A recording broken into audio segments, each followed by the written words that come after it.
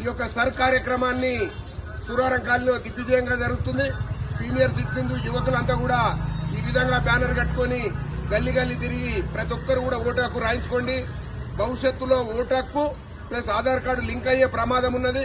అప్పుడు ప్రభుత్వం నుంచి వచ్చే సబ్సిడీలకు ఇబ్బంది జరుగుతుందని తెలియపరుస్తున్నాం. 18 ఏళ్లు నిండిన వారు మీ సేవకు వచ్చి అప్లై చేసుకోవచ్చు. ఒకవేళ మీ దగ్గర ఎటువంటి ఆధారం లేకపోతే, ఐడెంటిటీ కార్డు దొరకకపోతే ఆ యొక్క ఇచ్చినటువంటి ఫామ్ లో కింది కాలం నింపించినా మీ ఓటు హక్కు నమోదవుతుంది. కొందరికి ఆల్రెడీ మాకు ఓటు హక్కు ఉన్నది, మేము ఎందుకు పోవాలనే దీనితో ఇళ్లలో ఉన్నారు. పొరపాటు, ఇప్పుడున్న ఓట్లన్నీ పోయినాయి. ఇప్పుడు కొత్తగా రాస్తున్నారు కాబట్టి ప్రతి ఒక్కరు కూడా ఓటు హక్కు రాసుకోవాల్సిన అవసరం ఉన్నది. కాబట్టి తప్పనిసరిగా ఈ యొక్క వీడియోను చూసిన వారు మిగతా మీ బంధువులకు గాని మీ అన్నదమ్ములకు గాని చెప్పి ఎక్కడో ఒక్క దగ్గరనే ఓటు ఉండాలి తప్ప 2 జాగాలు ఉండకూడదు. 2 జాగాలు ఉంటే శిక్ష పడుతుంది. తప్పనిసరిగా ఈ యొక్క సమాచారాన్ని అందరికి తెలియపరుస్తారని మా సూరారం కాలనీ తరపున యావత్ కాలనీ వాసులకు తెలియపరుస్తున్నాము. జై హింద్. మాట్లాడు. ఒక ఓటు ఒక దేశం అనే నినాదంతోనే వస్తుంది కాబట్టి ప్రతి ఒక్కరు ఈ యొక్క అవకాశాన్ని సద్వినియోగం చేసుకుని ప్రతి ఒక్కరు ఈ ప్రోగ్రాం చేసుకోవాల్సిందిగా కోరుతున్నాం.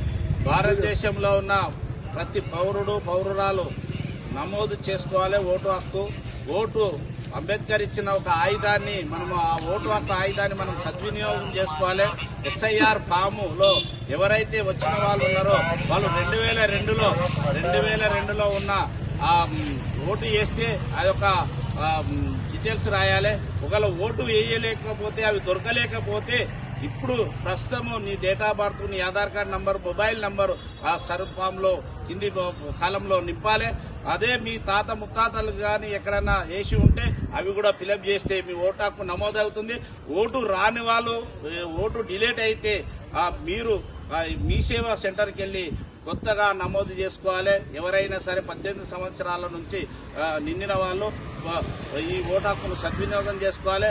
ఈ ఓటు ద్వారా మనము భారతదేశాన్ని అభివృద్ధి చేసుకోవడానికి భారతదేశ పరిపాలన విభాగము ఎలా ఉండాలో మన చేతుల్లో ఉంటుంది. కాబట్టి మనమందరము ఓటు హక్కును నమోదు చేసుకుంటే భారతదేశంలో పౌరుడుగా నియమించబడతాము, భారతదేశ పౌరులుగా ఉండగలుగుతామని తెలియజేస్తూ జై హిందూ, జై భారత్, జై భీమ్.